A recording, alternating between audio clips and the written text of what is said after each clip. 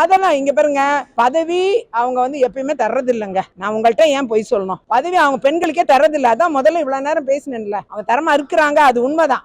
அது மட்டுமே காரணம் கிடையாது. அடுத்தது வளர்ச்சியும் கூட. மாவட்டத்தின் வளர்ச்சி, எங்க மாவட்டம் பார்லிமெண்டோட வளர்ச்சி, தமிழ்நாடு எங்கும் இருக்கக்கூடிய வளர்ச்சி, இது எல்லாமே நீங்க பாத்தீங்கன்னா மக்களுக்கு ஊழலற்ற ஒரு அரசாங்கம். இது எல்லாமே நீங்க பாத்தீங்கன்னா நம்முடைய மாநில தலைவர் திரு அண்ணாமலை அவர்கள் பத யாத்திரை பண்ணி நடைபயணம் செய்து மக்களுக்கு புரிய வைத்துக் கொண்டிருக்கிறார். அப்படி அவருடைய சீரிய முயற்சியால் இன்னைக்கு பாத்தீங்கன்னா பெரிய வளர்ச்சியை பாரதிய ஜனதா கட்சி பெற்றிருக்கிறது. இன்னைக்கு அதுவும் ஒரு காரணம். என்னை போன்றவர்கள் பாரதிய ஜனதா கட்சியோடு இணைந்து பயணிக்கணுங்கிற ஒரு முடிவு எடுத்தது, இதெல்லாம் ஒரு ரீசன், காரணம். அந்த வகையில் நாட்டுக்கும் மக்களுக்கும் நன்மை அளிக்கக்கூடிய ஒரு கட்சியாக தமிழகத்தில் பாரதிய ஜனதா கட்சி வளர்ந்து வருவதை திரு அண்ணாமலை தலைமையில் நாம் கண்கூடாக பார்க்க முடிகிறது. அவர் தான் இன்னைக்கு எதிர்கட்சியாக இயங்குகிறார். அவர் தான் எதிர்கட்சியாக கேள்வி எழுப்புகிறார்.